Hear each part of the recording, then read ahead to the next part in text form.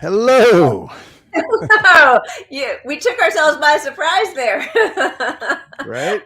Hey, We're hey, very professional everybody. here. You're so professional. Welcome to the Punch Up Pod with Lila and Pat. Happy Thursday, a new day in time, or a new day just for today, for this week. How you doing, Pat? I am fantastic. We got our whole state's on fire. We've got a recall of the governor that could lose to a Republican, a governor who needs to be recalled, but also we don't need a Republican governor. And but the beer's good. I got a special beer for today since we're talking about um, how to leverage power and what power on the left means. It's called Magical Thinking.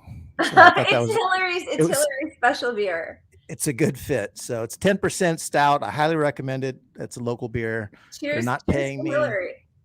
Cheers Yeah, to Hillary, the still withering crowd. right. Um, yeah, So I say Pinot Noir. I see we've got our special guest Ron here is waiting. We need to let him in. Do should we you bring see? on Ron? Should we let Well, him in? let's let him in. I'm Let's. not allowed to push any buttons, so it's Oh, all Pat. I want to get him on while we have a cat. So let's get the cat in here. Oh, Oops. Let's there change. we go. Change this view. Changing She'll the be, view. yeah. Oh, she's being cut Whoop. off by the thingy. There she is. I know. Wait a second. Thing. Wait a second. Here we go. Wait. Wait. Oh, there you Hello. go. There we Are you as go. busy as I am now? Hey, Ron, how are you? Good. How are y'all? We are good. Thanks for coming on tonight. Thanks for inviting me. What's your cat's name? Lucy. Yeah, she'll like jump up and then she always kicks out the same cable and like kind of knocks it out and then it like mutes the microphone for a second and I got to like plug it back in. But I don't know how to rearrange it so she doesn't do that. She could totally just jump directly on my lap from the other side. Right. But she doesn't like to do that. And, Right, and right. so she doesn't have to do anything she doesn't like. And I just have to live with whatever she wants to do. I mean, that's just the type of cat That's the person fate I of the am. cat owner. Yes, I It's hear a you. better option than trying to train a cat, which is Right. one of the most useless efforts of like there's no more diminishing return on your time than trying to train a cat, I think. You can potty train them. I've seen it. I never tried with Lucy, and she's 15 now, so I don't think Oh. she's gonna. That's not She's gonna over start. that. Yeah, she's over that. Can't But teach an old cat new tricks. yeah, but she the other day she was on top of the fridge because she could still like leap around and stuff, and she was on top of the fridge, and she was just meowing at me, and I was like, "What's up with you?" And then I noticed that the coffee maker was like moved up on like the like on the countertop where she was going to jump down to, and it was in a place it usually wasn't. So I Right. was like, "Oh, I get it," and I moved it, and it's like, well, who trained who? I mean, Yeah. really, it's like because of course I moved it right away. Yeah. I just moved it, and then she jumped down, and I was like, "Is there anything else you need? Can I do anything else for you?" In fairness to her, she worked overtime the past year and a half. She's like, my humans are always home and they're pretty stressed out and they need me more than usual. I love them, but I have not had as much lounging time as I'm used to. I don't know what to make of this. So We need some space, some Yeah. new time. This is true. So we kind of framed today's show a little bit about power and on the left and how I mean the truth Leveraging is power on the left. we don't have a lot of power, but that there's sort of a fight between institutional power and trusting Democrats versus how much pressure we put on the squad, and this goes around and around. And so I found this really good video shared by Jackie Pohl of Fred Hampton Leftists, and I just wanted to show it real quick, just part of it to kind of set up a baseline of disgust, if you're already not disgusted enough on the left. A jumping off place for our disgust. Right. So here we go. For the last few years, I've had this sense that everything I learned as a kid about how America's government works is completely wrong. But I had no idea how bad things actually were until I saw this one graph. Researchers at Princeton University looked at more than 20 years worth of data to answer a pretty simple question. Does the government represent the people? Now, this is what they found. This axis here represents public support for any given idea. On the left at 0% are ideas that not a single American wants. On the right at 100% are ideas that everyone supports. This axis represents the likelihood of Congress passing a law that reflects any of these ideas, from a 0 to a 100% chance. On this graph, an ideal republic would look like this. If 50% of the public supports an idea, there's a 50% chance of it becoming law. If 80% of us support something, there's an 80% chance. You get the idea. Now, most Americans would probably agree that, with a few exceptions, we should be as close to this ideal as possible. Unfortunately, the way America actually works doesn't even come close. Take an idea that nobody supports, literally nobody, and it has about a 30% chance of becoming federal law. Now, take an incredibly popular idea, the most popular idea this country has ever seen, and there's also about a 30% chance of it becoming law. This means that the number of American voters for or against any idea has no impact on the likelihood that Congress will make it law. Put another way, and I'm just going to quote the Princeton study directly here, the preferences of the average American appear to have only a minuscule, near zero, statistically non-significant impact upon public policy. So if you've ever felt like your opinion doesn't matter and that the government doesn't really care what you think, well, you're right.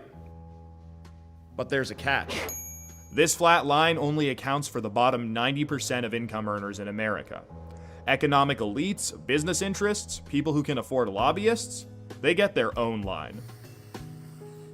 Look at how much closer their line is to the ideal. When they want something, the government is much more likely to do it. And when they don't, they have the power to completely block it from happening, no matter how much the rest of the country supports it. They get what they want, and guess who ends up paying for it? Yeah, that's depressing. This is why I tend to drink through the whole show. I get less depressed as the show goes on. So, we were talking about, there's been a tremendous amount of infighting. You've probably missed all of it on the left on Twitter for the last, year and a half. And it just keeps ramping up. And our own Pat got dragged into it this week.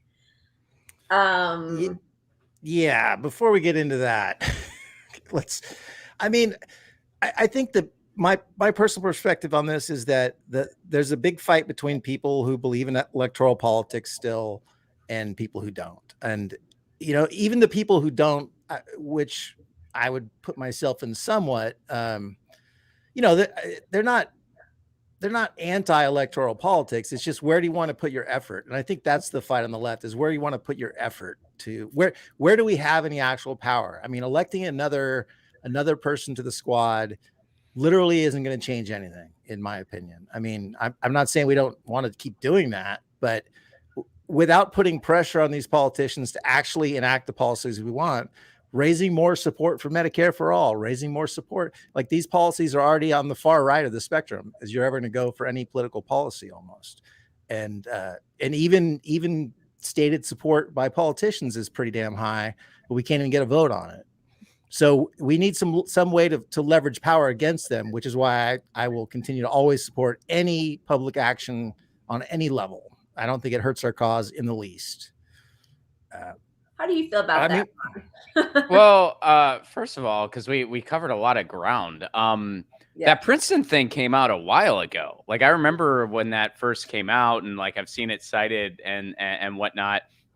And I was actually, to be honest with you, because I didn't remember like all the details of the numbers. I just knew like the conclusion was, hey, the government actually doesn't take public opinion into account pretty much at all. I didn't realize it was even as high as a 30% chance. I honestly thought it was even less than that. So I was like, oh, wow, it's actually, it's still ridiculously horrible, but I didn't even realize it was that high, first of all. And so getting into what you're saying about electoralism like everything else, I am definitely not in the electoralism camp either, but it's not a matter of, oh, I don't believe in electoralism. I look at it this way. Electoralism is one tool in the toolkit of change. What else is in that toolkit of change? Direct action, protests, strikes. That's a big one. cause-based initiatives, community organizing, electoralism at the local level, which I distinguish between those two. I mean, I know they're both electoralism, but there's a world of difference between, trying to rally to get better people on your school boards and your city councils and in mayor even than there is at the federal level. And honestly, I wish more people focused locally. That's where you can really do some things. And it's more, I'm not going to sit here and say there's no corruption in local politics. Of course there is. There's a ton of real estate developers and whatnot. But why are they in those positions? Because they know they have power. They know they have power locally. They know by getting all their cronies into city council and in mayor, they can just run the town like their own casino. So imagine if we tried to do that. Imagine if we tried to get better people elected into city council, elected into our school boards, elected mayor. There's a lot to be said there, but instead everybody wants to be in the Senate. Everybody wants to be in Congress. And so are those tools, are those necessary tools as well? Yeah, totally. But personally, I like putting my efforts elsewhere, and it takes everyone. And I think that all of those other things I mentioned are more important than electoralism at the state and federal level. I think they're more important because in my lifetime, the only time a politician does anything noteworthy that's good is when they're scared they're going to lose their freaking job. What makes them scared of losing their job? Movements, strikes, organization. So I'd rather put my efforts there. And whenever, people who are more focused on electoralism, argue, which happens often, they always say things like, well, it takes an inside outside approach. And I go, okay, here's the dude on the freaking outside. Yeah. And I'm meant to be on the outside. Look at my freaking Twitter history. I'm meant to be on the outside. You don't want me on the inside. I won't make friends there. So I'm on the outside. If being on the inside is your thing, great. Knock yourself out. Outside, right here. It takes both of us. So why you pissed off at me? You want me to be on the inside? I'm not meant for the inside. I freaking know that. If you can't win on the inside, I mean, what are you yelling at me for? What are you yelling at me for? Maybe you should look at the $50 million the DNC spent to make sure they crush you. And they're going to spend $50 million more if they need to. Okay, so that brings us to the second part of this, which is I think we all agree, like we need an inside outside strategy. I voted in every single election since I was 18, and I agree with you 100%. The only time you see movement is when there's a movement, and sometimes even then you don't see movement. But what is it about so many of our former allies that it rankles them so much when we talk about the outside strategy? Because I certainly don't get mad at them. I mean, I have thoughts, but I don't vote shame anybody. They're doing their thing. What is it, what happened this week that sort of like brought things to a head on a different level was on Jen Perlman's show, and she had Compton Jay on and Afeni, and it got really contentious really fast. And I do understand, but why are these gatekeepers who are on the left so angry if we talk about the outside approach? Why does that frustrate them so much? I don't know. I mean, I have no idea. I mean, I personally, and I haven't experienced, well, I've definitely experienced like people like not liking what I've had to say and whatnot, but I mean, I always say I stan STAN for two things: love and a general strike. And I don't really get a ton of hate for that, at least none that I'm aware of, because I honestly think without a general strike, we're not going to see anything close to the systemic change we need. And, what help can we rely on from politicians for that? I would say zero. It's never happened that way before in American history. If it has, let me know. The closest thing we've ever had to something like someone in electoralism leading that type of movement would be someone like Eugene Debs. He was only in office for about 2 years, and he's remembered for everything he did outside of office, nothing he did inside. Right. So that's always been where I'm at. And I don't understand why people would have anger or frustration towards that. It doesn't make any sense to me because, without a general strike, without like significant action and protests, we're not going to get the systemic change we need because, I mean, I'll go ahead and quote AOC here. The Democratic Party doesn't do anything unless they're forced. Right. Shutting it down to where the point where the people who really control our government, I'm talking the Jeff Bezos of the world, when they feel it in their pocketbook and they call up their puppets and they say, hey, something ain't right. Our pocketbooks are hurting. The people are on strike. You better give them some concessions. That's why we got a new deal. We didn't get a new deal because FDR felt like it, or he tweeted nice things and appreciated. The fireside chats were getting rave reviews, so he's like, "Here's a new deal. You're welcome." No, he saw an organized freaking movement, and he knew I gotta concede something, or we concede everything. Sorry, rich friends, that's the way it goes. He was a moderate with foresight. That's what he was. Yeah, he saved capitalism, actually, right? Right, which is, I mean, not the glowy part, but yeah, but I mean, on some level, like it's exactly what you're saying. Like it was either we're all going to perish, or I'll help save it by giving something to the people. Mm-hmm. But my point with this is there shouldn't be this hard animosity, because even if you believe entirely in the squad and their motives, our efforts in the streets justify them putting more pressure on their own party to pass legislation we support. Now, if we were all passive and not upset in the streets or raising hell or criticizing them and putting pressure on them, they would have no urgency. They would have no perceived urgency by the Democratic Party and by Democratic voters. And to me, you look at the celebrity status that these rare handful of politicians have gotten. They have the power now to rally people against their own party to push things. And that's where a lot of us would like to see them push the party. You know, Bernie can't be Bernie right now because he's in this weird role where he has to negotiate somewhat, and he's close with Biden. So stop waiting on him to be Bernie, but we need a Bernie from the squad to emerge. And it may never happen, and that's why we need to have our own action. We need to push our own messages and get out, and not waiting on them. Like, great, if they do something eventually, great, but anything we do only helps their cause. Well, that's the thing. I mean, I always say, I want to be the squad's excuse when they talk to Mama Bear. Exactly. That's what I want. I want them to be like, hey, the base that got me here, that gave me my job, they're out there and they're pissed off. And their support for me is not unconditional. They supported me because of policies, not because of my personality, not because of my Twitch stream. They supported me because of my policies. And if I'm not delivering, they're going to be pissed off and they're not going to support me. So you want me to compromise with you? I'm willing to do that. That's part of the gig. That's what I signed up for. But you got to meet me, because that's my base out there. Right. That's my freaking base out there. And they are pissed off. And they might replace me with someone who's not going to want to compromise with you. So you better meet me midway. We better get a vote on Medicare for all. We better take bold action on climate change. We got to do something about student loan debt. We got to do something about income inequality. And then I'll try to meet you midway on some things. Yeah, that's what I want to be. Yeah. Cori Bush seems to have that support behind her and that strength right now, that integrity. Like she says, she's going to withhold her vote if there's not, if the qualified immunity, for police isn't taken out.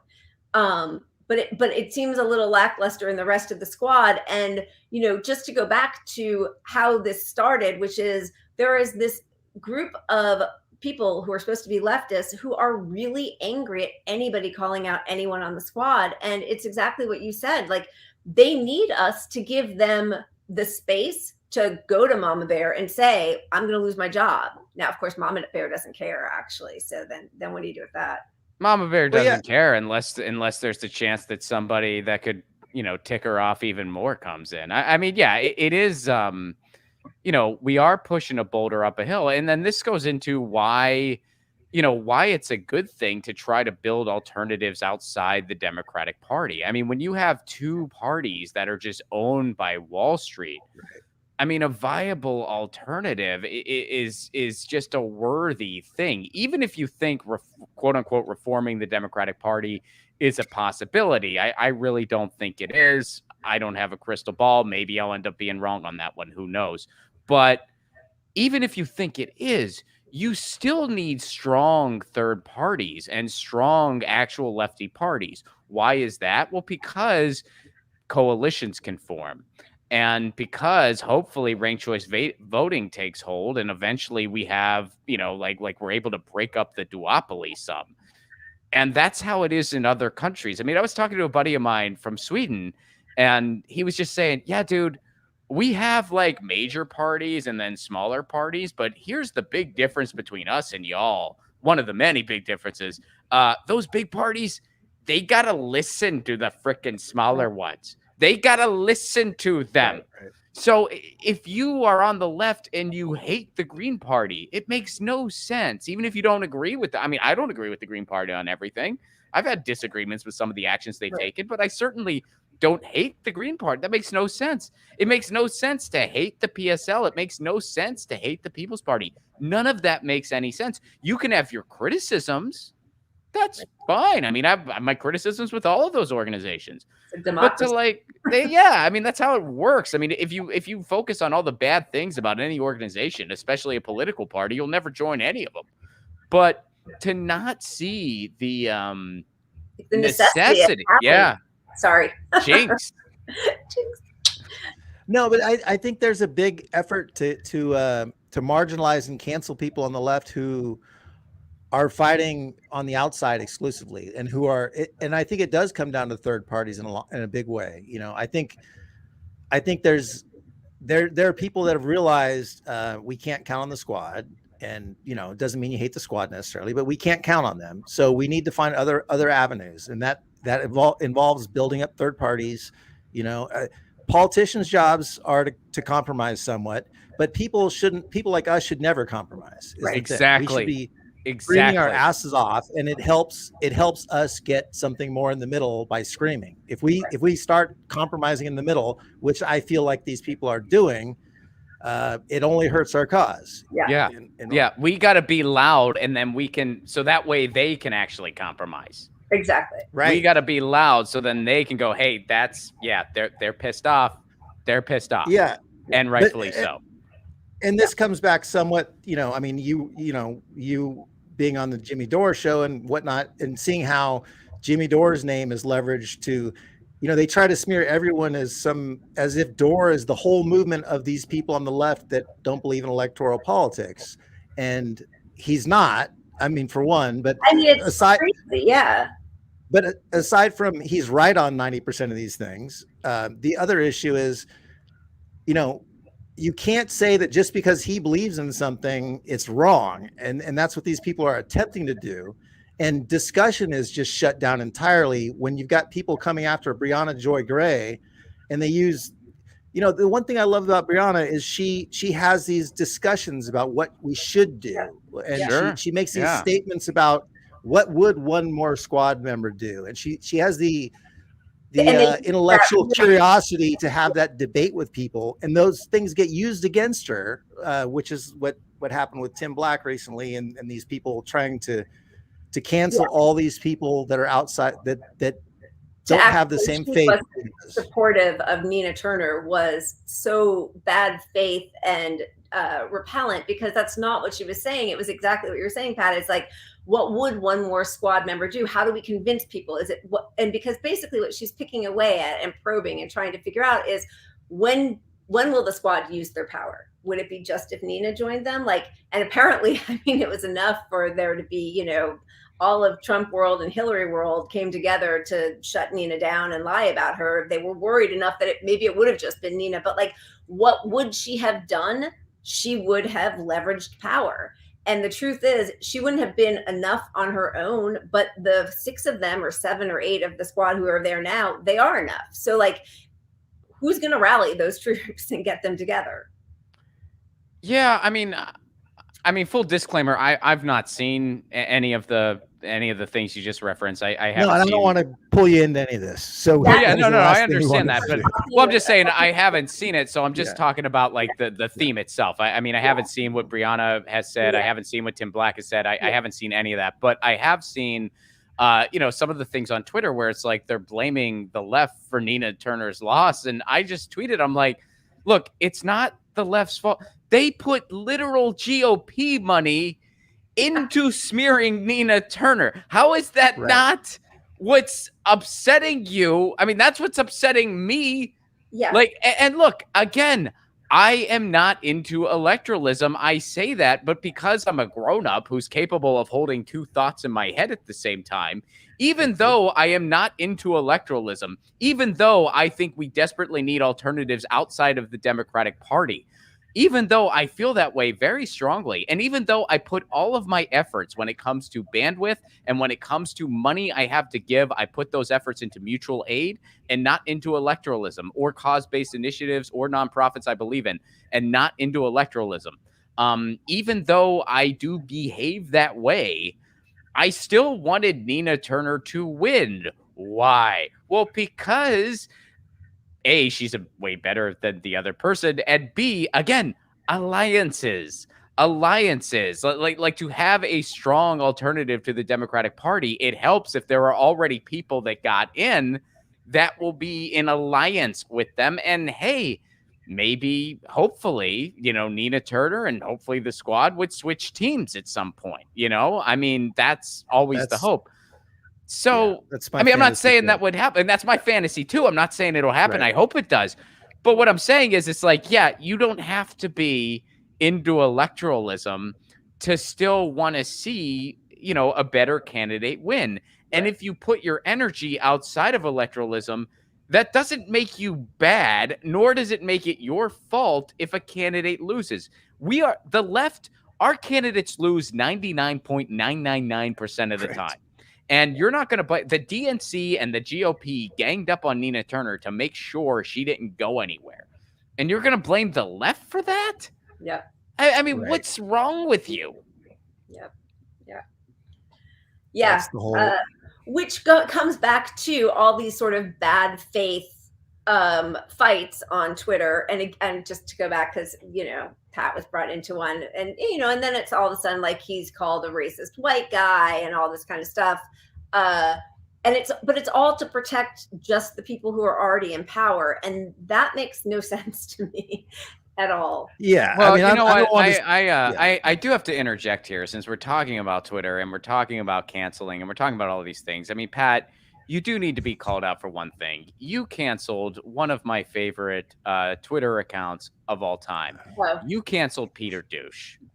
So, I feel like I canceled Peter Dow first, at least, because at least I took him down with me. So you should. I mean, I texted you this personally, so this is nothing that's not on the record. But I think the character should have stayed alive. You can, I mean, Peter Dow, if he evolved that's fantastic. Right. But you know what? The character needs to live on, because the character caused the evolution in that guy, or apparent evolution. I mean, I don't know the guy personally, but we're trying to orchestrate a show with him on where he gets to meet his alter ego. So does that mean Peter Douche will come back? That's up to Pat. But Pat. We're hoping Peter Dow stays the good Peter Dow. We don't want him to go back to the other guy. Well, I mean, of course, Douche to a few different names and bring him back as someone else. Like, I mean, I don't know if there's a Jeff Douche possibility, but that's a whole other, that's very Twitter centric. So I'm not going to go there. But I guess I did just go there. But it's a parody character that inspired a change. Is that and again, I don't know the guy personally, so I mean, whether it's sincere or not, I have no idea. I hope it is, but it inspired an apparent change in someone. That's a Twitter account worth keeping. Mayor Pete Douche. Mayor Pete Douche. You got to do it. Bring it back. Bring it back, Pat. Yeah, part of why I killed the account was just not feeling the comedy anymore, to be honest. There was so little to be happy and laugh about, and that's probably why it should have existed for other people. But like personally, I was like, it felt like I was phoning it in a little bit, and I never want to phone in something like that. So I don't know. But yes, I will bring it back at some point. That was the funniest fucking Twitter account. That was honestly, that was like one of my favorite. I'm trying to think of some of my favorite Twitter accounts. The Eve6 Twitter account is up there for me. I freaking love Max on Twitter. He's so freaking funny. Michael 1979 the guy in Ireland. I don't know if you follow that guy. Oh, That no, is I don't know. Beth That's not the taxi Bourgeois. guy, is it? No, not the taxi Okay. guy. He's this. He does stuff. He posts screenshots where he goes into Facebook groups and just trolls people. But it's, oh my god, it's the fun. It's not political. I mean, it's just so freaking funny. Yeah. But Bourgeois Alien, Beth Bourgeois Alien turned me on to Awesome. him. Right. Yeah, she's awesome. She's one of my favorites too. Yeah. But she turned me on to Michael in 1979. I've been following him ever since. He doesn't follow me back. Maybe someday. But yeah, he's great. Nice. Good, I'm writing them down. All right. So All we right. were going to get to some more news, but I feel like we should get to your movie. Let's get to your Yes. movie, because goddamn it, I did nothing during this COVID break, and you started a movie, which is I pretty made a damn trailer. amazing. I mean, I made a trailer, so fingers Hey. crossed it grows into more. Tell us about it, and then we'll show it. We have it. Should we show it first? Or We you have a wanna talk clip. Either one. Do you want to talk about it first and then show it, or do you want to just show it and then we'll talk about it? Show it, and then you can tell us all the inside scoop. Perfect. Let's do it. Right. Here we I'm go. excited.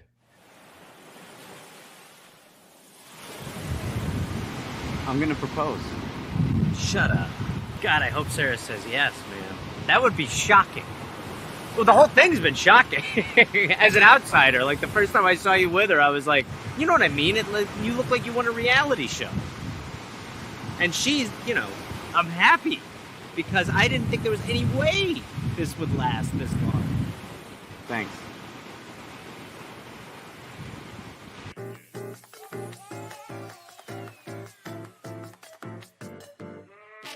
I'm a writer.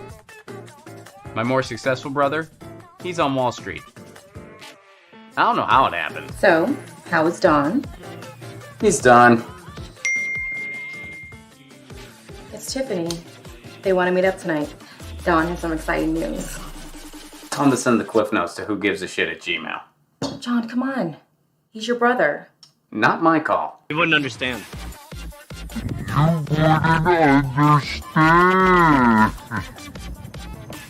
The whole thing with Wall Street, John, is how complicated it is, okay? Like, we're going to short sell Game Bites, but to you wouldn't understand. You know, I bet I would. John, I just can't anymore. Save your drama for the page. I just can't. What are you saying? I think we need a break. Awesome. No girlfriend, no work, no agent. Is this rock bottom? We're gonna do short sell. You wouldn't understand. By the way, short selling, not that difficult. In a video game store, that's a pretty safe bet. The only way that could go wrong is if...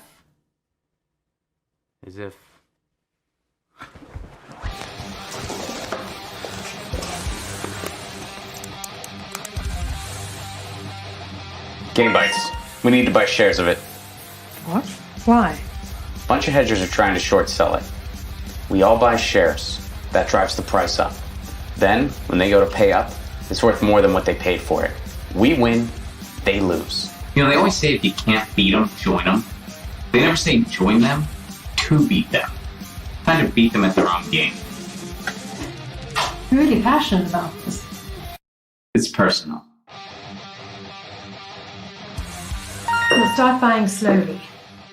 We've got some big names involved too. By the time the markets close, should be at least double the price. I'll be able to pay for my surgery. I'll be able to knock out all that student loan debt. If we pull this off, it'll only be the beginning. They'll fear us because they'll have to.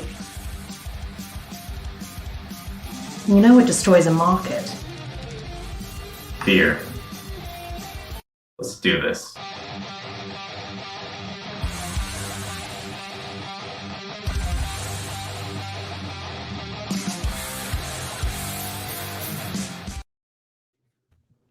Nice. Okay, I love it.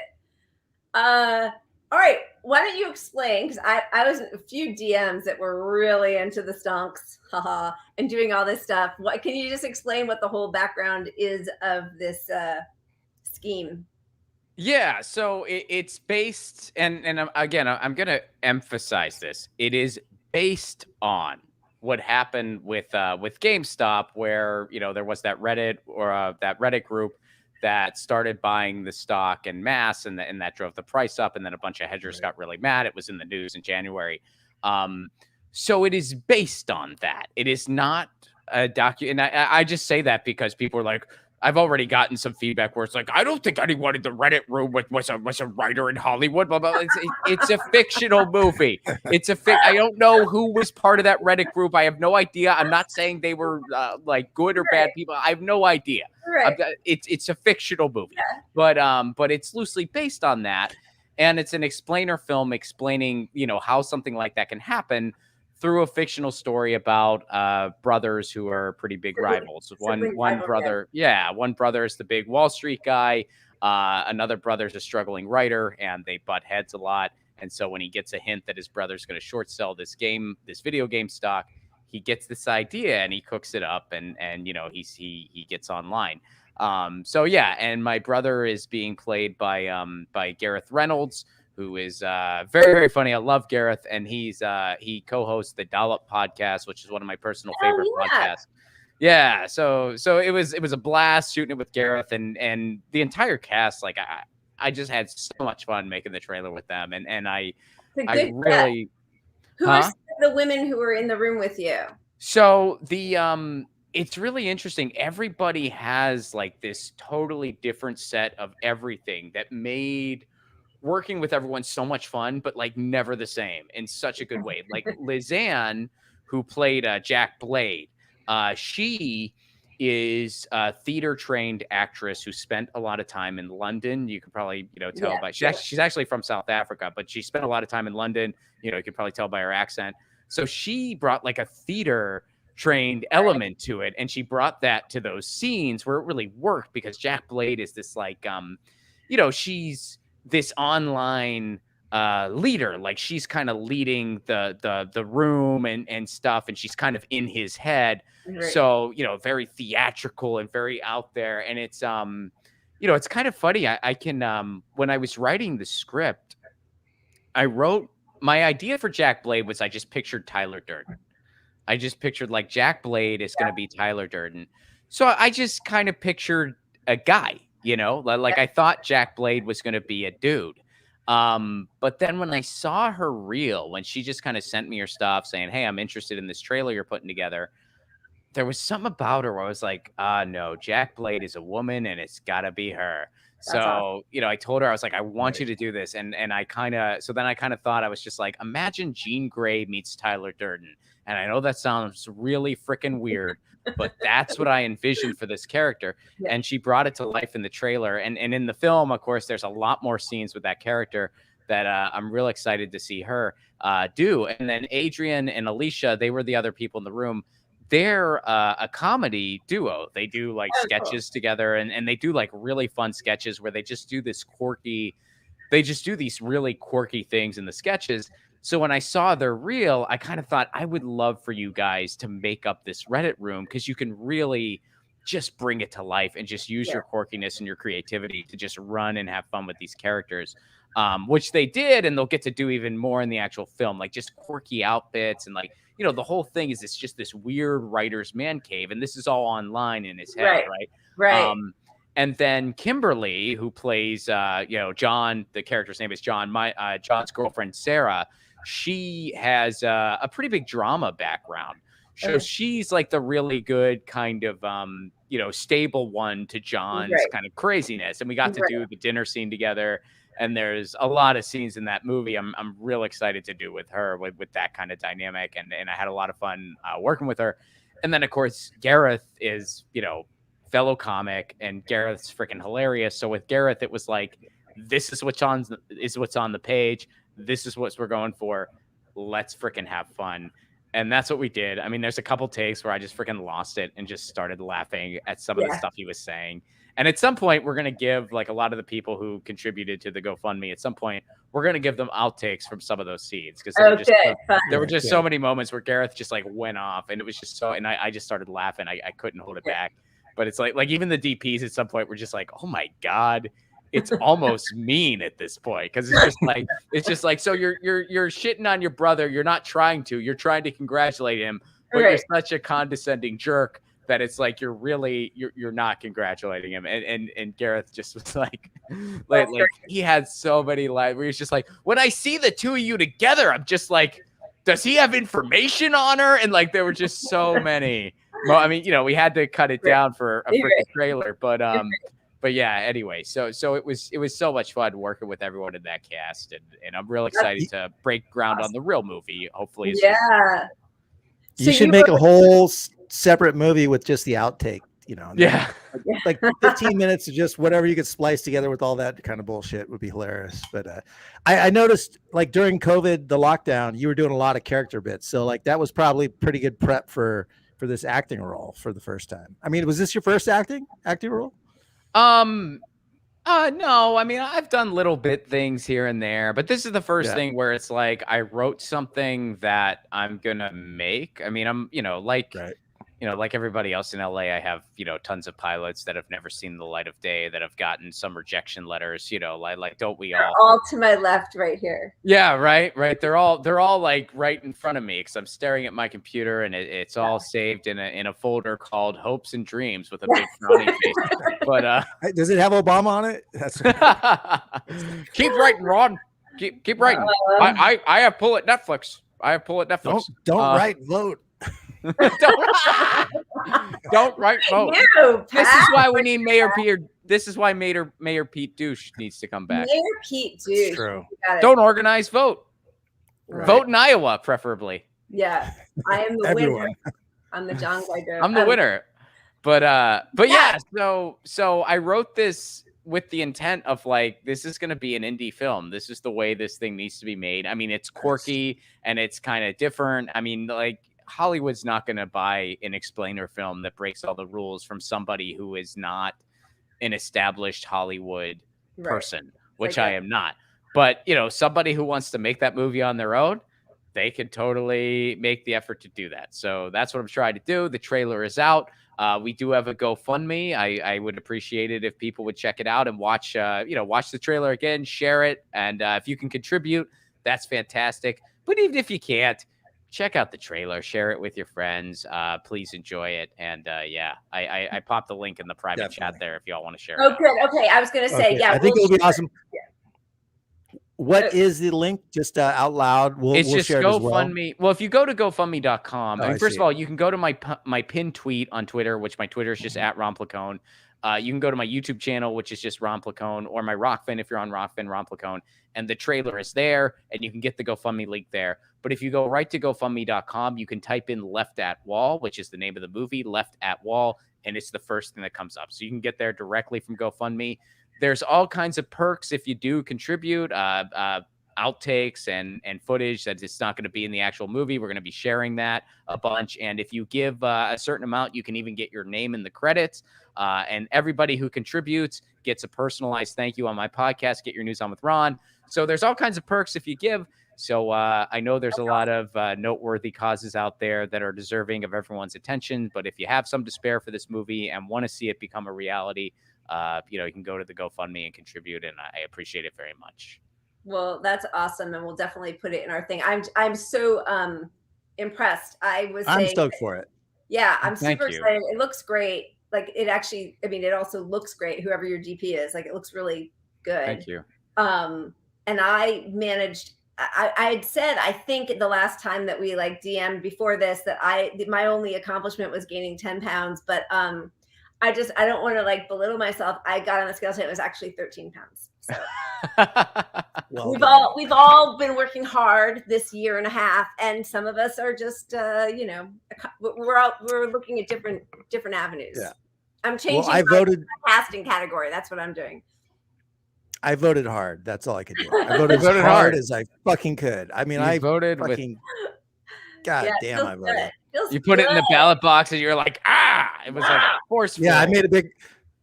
I kind of came. Sorry, that's a little much, but it was, no. Oh, speaking of that, let's. Are we going to talk at all? How do we pivot from that? How do we pivot from the jizz on the ballart box? Speaking of ballot jizz. Afghanistan. No, what's our next segment? Where are we going? Let's just go to Who Said It, Red or Blue. Your watch. We'll, okay. We'll leave this one to Ron to guess who said it, red or blue. The segment. It's funny. Could be anyone. It could be anyone.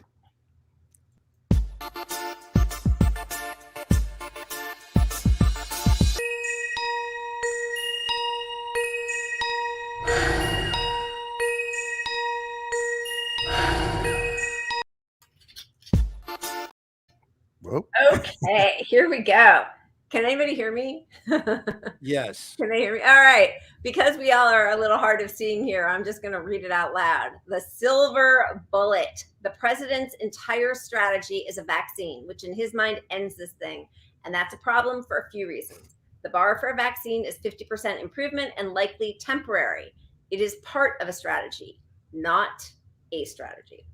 So, any Ron, guesses? what do you think? Red or blue? I'm gonna go with red. That's a really good guess. You Well, would I got a think. 50-50 shot. So Yes. just like your chance of surviving a global pandemic when you're only using the vaccine 50-50. shot. Yeah. Um, So it was actually Andy Slavitt, and interesting. it was criticizing Trump's administration and handling of COVID.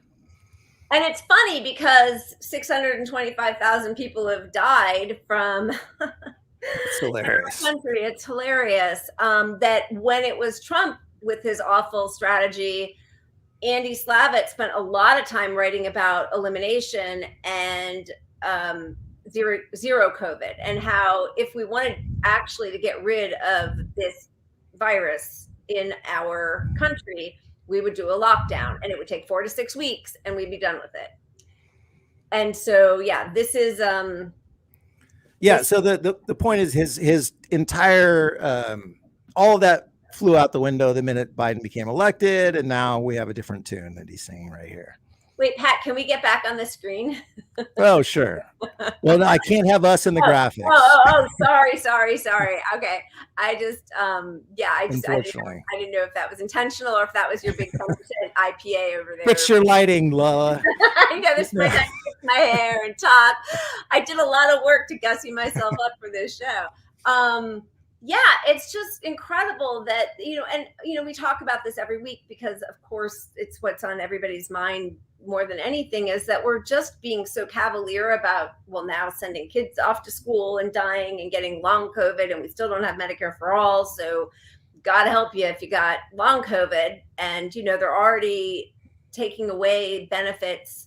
Health insurance companies, the biggest one just is going to stop their COVID coverage for any COVID claims at the end of this month. That's like 60% of everybody who is in health insurance, who has health insurance. They're just not going to be covered anymore. And then, of course, we have tens of millions of people who don't even have health insurance. And the way to deal with this, which we all knew, which has been what happened in Europe and it happened in many countries in Asia, was to shut down and pay people to stay home and take it seriously. These are people's lives. And instead, we just keep talking about opening the economy. And the fact that somebody was so vocal about it and knew what the science was, that was the science, what Andy Slavitt said a year ago. And as soon as he became part of the Biden administration, he just let it go and said, now, and I don't know because I talked over the whole thing, but on the right side of that second screen was him saying, given Delta's contagiousness and the fitness of future mutations in order to beat it, this means SARS-CoV-2 will be contagious enough that everyone will get the virus. So sit back and enjoy it. You are all going to just be infected. And that is our strategy now. It's if Trump did that, he would be pilloried. And instead, they're just like, that's the Biden strategy. Look at that. Yeah, it's remarkable. I mean, I really thought we'd be past this point. I mean, hey, I scheduled a tour for the fall at the beginning of the year thinking fall's safe. And now, I mean, who knows? I mean, it's like, right now it's on the books and I hope, things get better and it's able to happen, but I don't know anymore. I mean, I really don't know. I mean, we're in a place again where it's like one day at a time. And I think there were 180,000 cases yesterday, 180,000 cases. Like, that's at our highest. And this fallacy of saying it's a pandemic of the unvaccinated. Well, first of all, it's such a disgusting way to approach the country you're supposed to govern over entirely, right? Like when Trump said those sorts of things about California, like let them burn because it's not my voters. That's not the way you deal with your citizens, number one. But even if you're just a completely selfish a-hole, like the emergency rooms are completely full now. So if you have a heart attack or break an arm or need what they call elective surgery, which could be like, back surgery or something that actually you desperately need, there's no hospital bed for you. There are no ICUs. Doctors are done. Yeah, I mean, it's especially in I think it's like Florida. It's like 1 out of every 5 cases, and I mean the way we treat our healthcare workers even is just so. Oh my God! I mean, you see them. They're just. They're burnt being out. pushed to their. They're completely burnt out. They're being pushed to their limits, and it's just. It's still going on. I mean, it's like. I mean, we. Yeah. Yeah, it's something. I mean, we're at a point now where it's just like, well, like I said, but one day at a time. I mean, what else can you say at this point? And and you just do the best you can because it's like we don't know what tomorrow breaks. Yeah. It's just Yeah, there was some funny tweet about like they really just like said you're all for yourselves at the Hunger Games, go be with God or whatever, and we're all like, okay, I guess so. Well, and that's amazing too. I mean, yeah, the United States, I mean, we've revealed ourselves over the past year and a half, and this is not something that I think a lot of people didn't already know. Especially people on the left, because if you're on the left in this country, you know how fucked the status quo is. And just how like you just live in a country where it's like politically you are a complete and total outcast. And it's been that way for people on the left. I mean, our entire lives, because unless one of us was alive in maybe the 30s. But so my grandmother, who died at 101, there was a point in her life where like the good old days. You might remember the good days, Yeah, well, I used to say, I was just like, my grandma lived to 101. She identified as an FDR Democrat. In her day, that was just called Democrat. That's what it used to be called. Right. But yeah, so like, what was I saying? It just blows my mind that it's like we decided, and by we, I mean like our leadership, decided to just do nothing. Just nothing. Right. Just no emergency UBI, no debt forgiveness of any kind. Both well, except for the administrations. people on top. And then, of course, Wall Street got bailed out. I mean, it was an upward transfer of wealth, like to an obscene degree. Yeah. Like that. No But the people got there, nothing. Yeah, no incrementalism there. They got they got trillions. And the people got it best crumbs. And nobody, I mean, it's just like, I mean, it is unbelievable. Other countries aren't laughing at us anymore. They're looking at us in terror. They're horrified. Because it's like, you guys are a fucking shit show beyond shit shows. But unfortunately, and it's very sad that this is the reality, we have an influence on the rest of the world. It sucks that we do. I wish we didn't, because we are a fucking terrible country. It's dwindling. I think it's I hope so. Today it's going down. I hope so. I hope so, because I mean, we are, I mean, first of all, our military might and our empire is absolutely disgusting and has to go away. And also, on climate change, other countries need to lead. The United States is not going to. Right. I hope I'm proven wrong on that. I don't think I will be. I don't think other countries need to lead, and the United States we need to be drugged by our hair, kicking and screaming. Yeah. We're the crying, screaming Brady Bunch member of the freaking world when it comes to climate change. And that's disgusting. We could lead. We're not going to. We could. So I mean, it's weird that it's like I find comfort in knowing that climate change is a global issue, because at least other countries are going to do something. Yeah. Yeah. But we're so beholden to corporations. It's so obvious to the rest of the world that we are more so than most of them. I mean, I think back to passing TPP under Obama, or trying to pass TPP, and all the propaganda around it, and Jimmy Kimmel having them on, and them doing the slow jam to the TPP, like, oh, the TPP.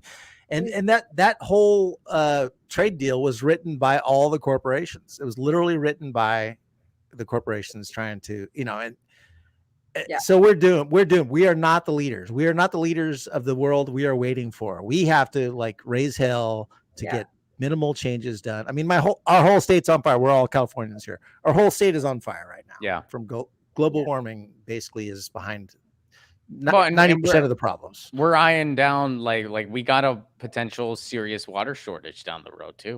Yeah. I mean, it's already happening.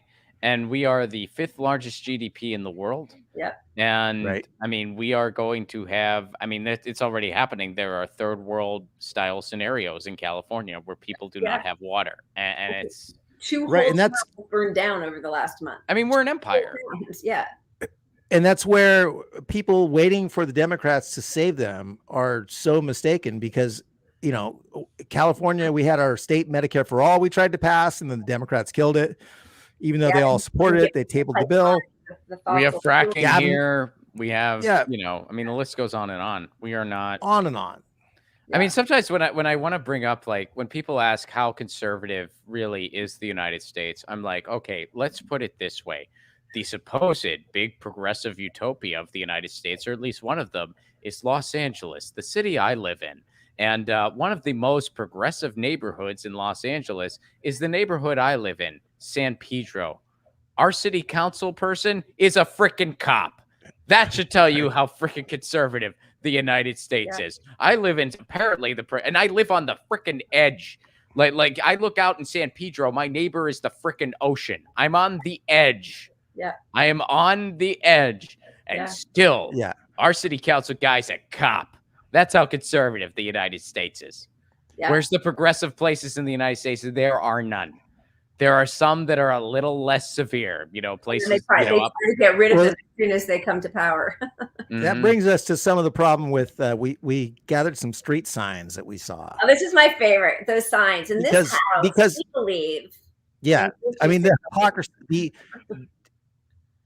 the ignorance of Joe Democrat who's not very informed, and you can't really blame them necessarily. I mean, they're so propagandized, but like, look at some of these signs. So we did a segment a few weeks ago on these signs, the We Believe signs. Thomas Frank talks about it often, that there's like a huge, you know, he lives right outside of DC in a very wealthy suburb of rich liberals, and everybody has one of those We Believe signs on, but they all fought vociferously against Bernie Sanders and any tax increases and any huge social programs. So to see, just for background for anybody who doesn't know, we have a socialist city councilwoman, I don't know why I said this, in the United States. Seattle. In Seattle. I'm in Los Angeles, but in Seattle, there is Kshama Sawant, who's amazing and stands for everything we should all be hoping spreads like wildfire across this country, right? Like a living wage and like major police reform and affordable housing. And she is everything that sign purports to believe. Yeah, and they want to recall her. Because they all just love their big business neoliberals. But there's more. It's and this one, it's resist and persist and recall. And also recall Kshama Sawant. Oh, Black Lives Matter. Oh. And recall. Yeah, I mean, it's hilarious. And they have no idea. Biden, I fucking believe you're voting for Biden Harris and saying Black Lives Matter. This is a rainbow flag too. I mean, Biden has been no friend to the LGBTQ community. He has not. Yeah. And that whole thing where he takes credit for, he pushed Barack Obama on gay marriage. That's not even true. First of all, it's not even true. They all decided like, hey, we're going to just go with public opinion on this one. And Joe Biden just said something first. Exactly. He didn't convince his friend Barack. Yeah. He didn't convince President My Boss of anything. That's a bullshit story that has no basis in reality, just like most of the things Joe Biden says. Yeah, absolutely. Anyway, and then we found the one that I'm going to get for my lawn. I like it. I don't know if this person, and I can't read it because I don't have my readers on, but in this house, we believe all cops are bastards, landlords are parasites, there are no good billionaires, war is a racket, money is fake, and finally, and most importantly, solidarity is everything. I'm in. Recall Sawant. Recall Sawant. Next to it. Now again, perfect Mayor Peter Douche Mayor tweet. Peter Douche. Perfect Mayor Peter Douche You're, tweet. you are inspiring me. Yeah. You Good. absolutely are. So we only have one last segment we want to do. It's on We Watch This, You Don't Have to, where every week we watch some terrible show or thing that no one on earth should ever watch and comment back on it. So here we go.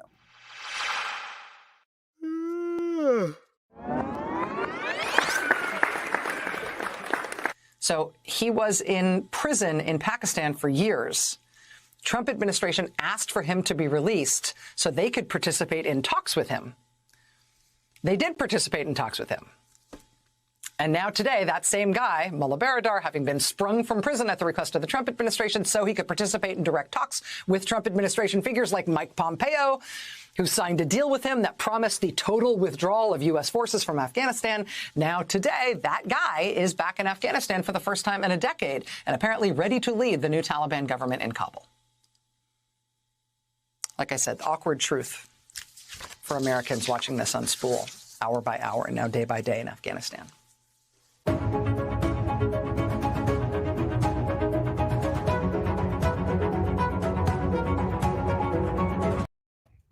I love their honesty at the end there. This is who we are. This is This is it. So honest. I'm curious how she thinks wars end. Like, who do you actually make peace with? And listen, I mean, it's embarrassing. I have to say this every single time. I loathe Trump. I've loathed him since the 80s. Like, unlike the Clintons, I wouldn't golf with him or, invite him to my kid's wedding. But to try to tie him into this because he tried to make peace with the Taliban, who were clearly always going to be the ones who took power as soon as we walked out the door, and somehow still make it a Trump problem is just hilarious. But no. I mean, I think it's pre-planning to blame the disaster on Trump is all it's coming down to. Well, Rachel Maddow, and it's still I mean, 7 years ago, I used to refer to Rachel Maddow as a diamond in the rough. Now, whenever I see Rachel Maddow say anything, I go, "Ooh, that was rough." It's totally, she's totally like something completely different. Yeah. And I think she said Roger Ailes was her friend. So she really took some notes from the Sean Hannity School of Journalism, which is just be catnip for people who don't like whoever's in the White House when it's a certain person. And she's still coasting on that because it's like, well, just be catnip for the people who don't like the guy who was in the White House that I can just find 2 degrees to try to blame for everything.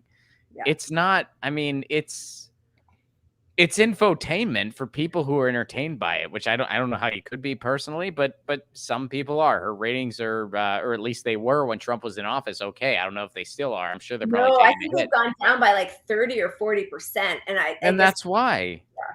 I mean, without that's why. Russia on the table. Yeah. Well, Russia might be messing with those numbers, but like, without the catnip of like, oh, we don't like Trump, give us our anti-Trump catnip, without that being as potent because he's not in freaking office anymore.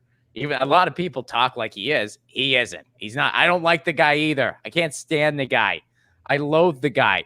I loathe the guy so much. I don't support people who are like him. Exactly. Like Joe Biden and Andrew Cuomo. That's how much I dislike Trump. And I love being called like, oh, you're a Trump sympathizer. You're Trump. Like, you are closer to Trump than I am by miles. Right. By miles. You are way closer to Trump than I could ever be in a million years. Yep. But anyway, so I just also good job, Rachel Maddow. Really dangerous. It's, first of all, of course, and it always comes back to ideology. And when you have none, apart from just making money, you become Rachel Maddow or Sean Hannity or whatever. But like, do we want never-ending war? Because if you don't, there are some awful moments that have like the best worst option or the worst best option or whatever it is. But like, the Taliban is, I know we have some graphics. We don't even need to show it, but like, every president has met with our former or even current enemies. That's the only way to do diplomacy. So you're either at physical war or you're at, somehow finessing some sort of diplomatic path forward. And just to, I don't know, it just feels dangerous to me. But, they did that all along. The only time that they all actually got in line behind Trump was when he bombed Syria. Right. They called him presidential. And they even Joe Biden got a cookie when he dropped his first bombs. They were like, "Oh yeah, Joe Biden dropped some bombs." Like it was like very presidential. Yeah, it was like baby's first day of school. Like, oh, Joe Biden, he dropped his first bombs as president. There we go. Let's pat him on the back when he drives a car. Biden. And they literally did that as well. They did that as well. They did that as well. And then they patted him on the back for being able to eat an ice cream cone. This is the leader. Yeah. It's our leader. It's all right. Yeah. So let's just end this on a little bit of shame for me, because that seems like an appropriate place. Charlotte Clymer said some things about Afghanistan that were kind of out there. So here's her tweet. If you don't have the expertise or qualified experience, maybe don't pontificate on this tragic moment in Afghanistan. It's entirely acceptable to say, honestly, I don't know enough about this, and leave it there. Many of us are doing exactly that. And I just want to say really quickly, it's so gross about this, because a lot of people don't know about the history of it, and they should educate themselves. Everyone should. But all this kind of post is meant entirely just to shut up any dissent again. I'm just tying into our theme of always trying to shut people up who maybe want something better. And if I pay taxes, which I do, I get a right to talk about anything. And my taxes going to a 20-year war that killed hundreds of thousands of people and destroyed a country, anyway, that's what I want to say about that. And I was railing to Pat last night, and then he told me that this is the hilarious thing. She calls me and says, you won't believe what Clymer said, and then here's my tweet that I referred her to. It's okay not to weigh in on Afghanistan if you don't fully understand the situation and history. It's difficult to wade through all the war propaganda spread by our government and the media. All right, so another solid Mayor Peter Douche tweet. I also a fine Pat the Burner tweet, but a perfect Mayor so Peter Douche tweet. The difference between my tweet and Mayor Peter Douche's tweet is that I was trying to say, because there are a lot of hot takes. A lot of Twitter is hot takes, and I think there were a lot of hot takes based on not knowing much about the situation. So below this, I linked some information about read this, read that, the other thing. Charlotte Clymer's tweet is about hey, trust the media, trust the politicians. This is not what I was going for at all. And tweets like that are also saying, hey, the war machine is okay. Yes, the war machine's fine. Don't question the war machine. That's just what we do here, and it's fine. And that's you guys mentioned in the setup for this show. You were like, well, what does it mean to be a shitlib? What does it mean to be? I tried to get the phrase conservative in denial going, but it never caught on. But I think what it means, like a contemporary American liberal, and again, I'm making a big difference between a liberal and a leftist, which a lot of people don't do. They just liberal is just someone who's not right wing in the United States. Well, no, there's more to it than that. But I think the contemporary American quote liberal is really, I mean, first of all, it's a very conservative ideology. And second of all, it makes sense. Like the way you're that is if you cannot explain what you stand for at all outside of the United States.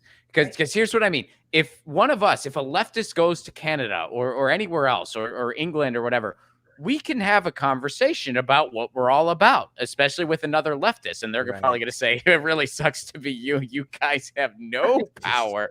But if you're an American liberal and you're just talking shop with someone from another country who's not engulfed in all the bullshit from your country, and they're just going, oh, so you're a liberal. Yeah, I'm not a conservative. That's what I'm all about. Oh, okay. So you probably, I mean, in the United States, you probably want to see everyone have healthcare, right? Well, I mean, our system's not perfect, but it's we gotta I mean, we could do better, but I mean, our systems. I like my doctor. I mean, I like my doctor, and our system. Insurance. Yeah, our system is the best in the world. Like, oh, okay. Actually, no, it's not. But all right. So as a liberal, I think you probably want bold action on climate change, right? Well, I mean, all of the above. Like, okay. I thought that's what the conservatives said. Well, you probably want the war machine to end, right? Well, I don't know much about Afghanistan, and really, I mean, if we don't do it, who's going to do it? It's complicated. We're a force for good around the world. Okay, I thought that's something the conservatives said too. You're probably upset about the wealth inequality in the United States, right? Well, I mean, my stocks are doing okay, and really, there's plenty of tools to get ahead for everybody. Like you're probably for a higher living wage, right? At least $15 an hour.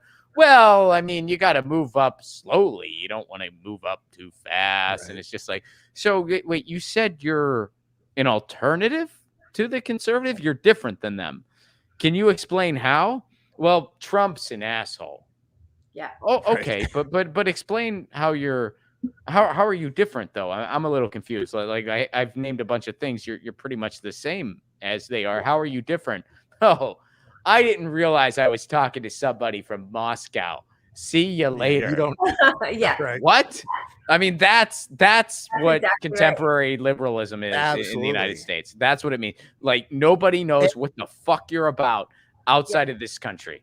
No, it's true. Because what you stand for makes no sense. And there's a new narrative that even is, I agree with everything you just said, but we have to stop fascism. Yeah. So those opinions will make us lose elections. I agree with everything you said, but if we vote for those, we'll lose an election because so many Republicans exist that we'll just lose and fascism will take hold. Yep. Yep. Vote blue no matter who, baby. That's their ideology. Right. Last graphic, just back to Afghanistan real quick. This is what percentage of your life the U.S. has been at war by your birth year. So, there are 21-year-olds 1985. Yeah. Just kidding. Sure. So we've been at war forever. So, I mean, even Biden blowing our exodus and not taking in enough refugees, not planning well, whatever. Kudos for getting the fuck out of there. It's a step. That's the only thing I'm going to give Biden so far is he got the fuck out of there. So good for that. So yeah, he made some really dumb comments around it, but he got out of there, so that's good. It's something. It's something. We'll take it. He'll make some comments around anything he says or lie his way out of it, but at least we're sort of out of there until we put it back all the people. I don't know how many. We have 5,000 troops back there now, but okay, we'll see what happens. But we'll see if we're really out of there. Yeah, exactly. I want to end endless wars. Anyway, Ron, thank you so much for coming. I love you, man. You are hilarious. His trailer and give some money to help out a starving artist. Thank you guys so much. And I'm sure there's some lefty subtones, subtle things in there. So big time. Yeah, it calls out Wall Street. So it really is like it's using that event to kind of call out Wall Street as a whole. So yeah, I mean, you can find out more on my Twitter at Ron Placone. Follow me on all socials there. And ronplacone.com is my website where tour dates are up. Of course, we're taking it one day at a time. But if we're coming to your town, feel free to grab tickets. And if it's not safe and things change, we'll, of course, let you know and refund everybody, just like we had to do in 2020. I feel like I've been here before, but I guess we'll see what's happening. Thank you. Right. Thanks to Thank you so much, Ron. Thanks, all. Have a good week. Take care. Be well, y'all. Peace. Bye.